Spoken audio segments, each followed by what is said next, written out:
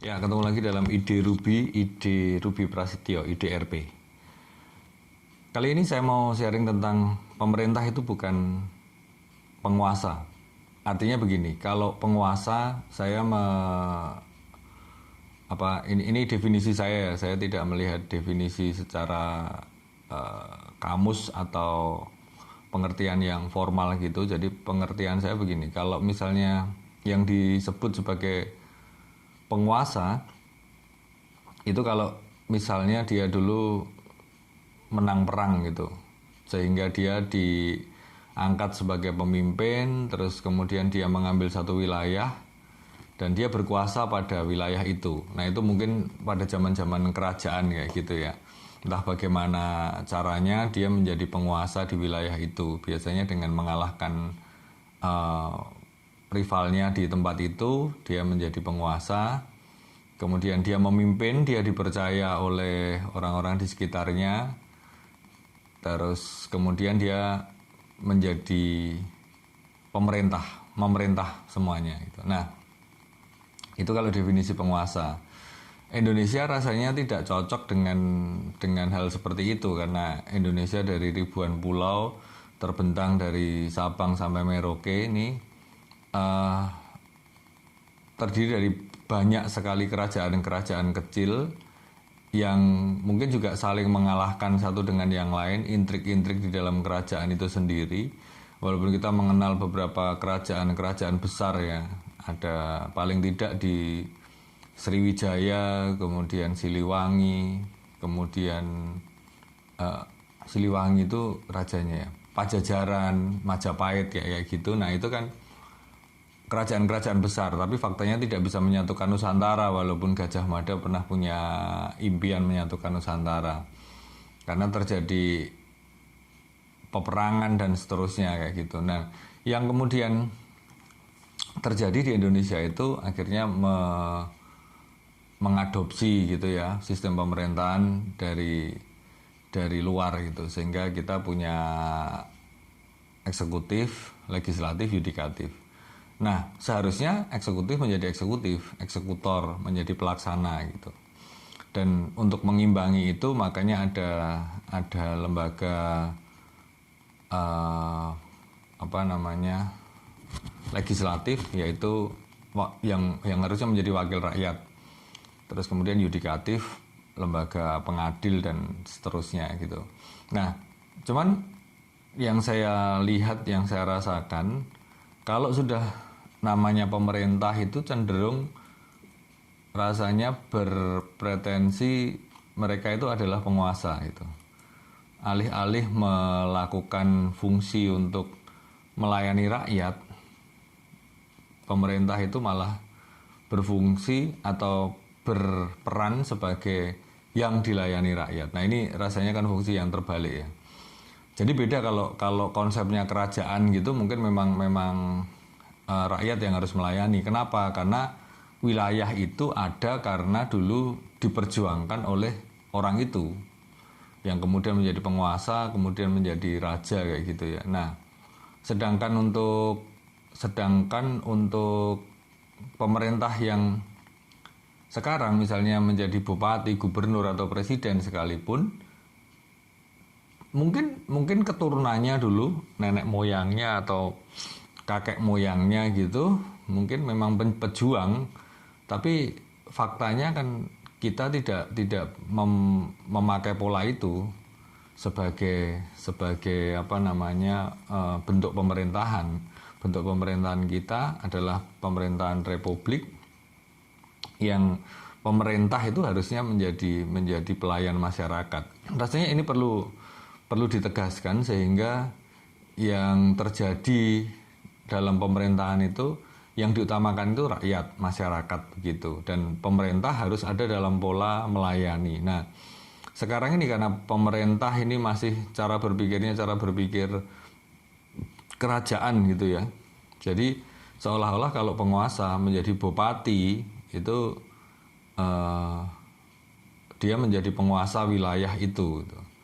Apalagi namanya kepala daerah gitu kan, nah, seolah-olah itu yang mengepalai dan berhak menguasai daerah itu. Padahal menurut saya ini adalah bentuk secara pemerintahan aja. Kalau melihat pemerintahan-pemerintahan di negara lain, rasanya yang maju loh ya, yang maju itu rasanya ini misalnya menjadi wali kota atau menjadi gubernur itu ya benar-benar bekerja untuk kota itu, untuk rakyatnya, untuk wilayahnya, dan mungkin juga untuk dirinya sendiri nanti untuk pemilihan yang lebih tinggi, apakah dari bupati ke gubernur, gubernur ke presiden, dan seterusnya. Menurut saya ya itu adalah bagian dari proses politik, tapi secara sikap berkuasanya itu tetap menjadi melayani masyarakat, mengutamakan masyarakat.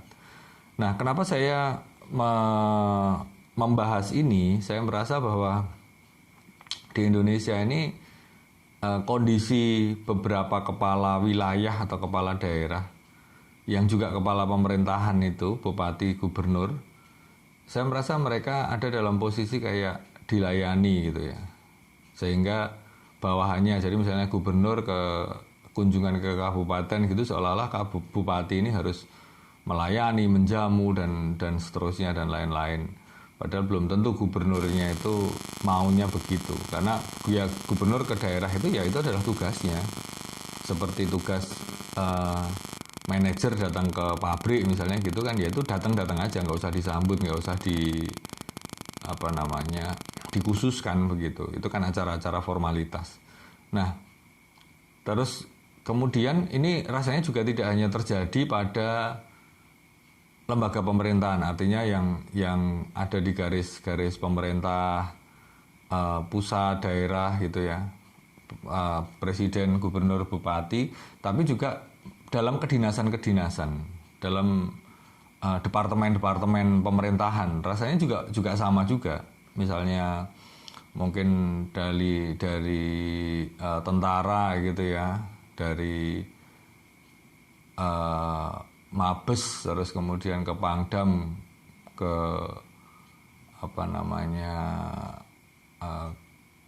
ke Dandim gitu, itu juga begitu. Jadi semakin turun itu semakin kayak perlu disambut, perlu ini gitu ya. Ya mungkin secara protokoler itu perlu, tapi tidak perlu menyambut secara kayak ini seorang raja datang gitu ya. Di kepolisian mungkin juga sama, Kapolri, Kapolda, Kapolres, Kapolsek gitu. Atau mungkin juga lembaga-lembaga lain ya yang di departemen-departemen yang setingkat provinsi, setingkat kabupaten atau wali kota kayak gitu, kabupaten atau kota madya gitu ya, atau kota. Nah, saya merasa sikap-sikap ini yang harus dibetulkan gitu, arahnya dibetulkan, sehingga para penguasa ini bukan berkuasa sebagai penguasa, raja-raja kecil, tapi harus menjadi pelayan. Jadi kalau misalnya lembaga itu ada kanwilnya atau misalnya ada departemen itu kan nanti ada dirjen, ada kanwil, ada apa gitu, urutan-urutannya saya nggak begitu ngerti, tapi menurut saya kalau itu datang ke tempat yang lebih rendah gitu, level yang lebih di bawahnya, itu jangan diperlakukan sebagai penguasa gitu. Harus diperlakukan secara profesional, sebagai atasan, sebagai supervisornya, sebagai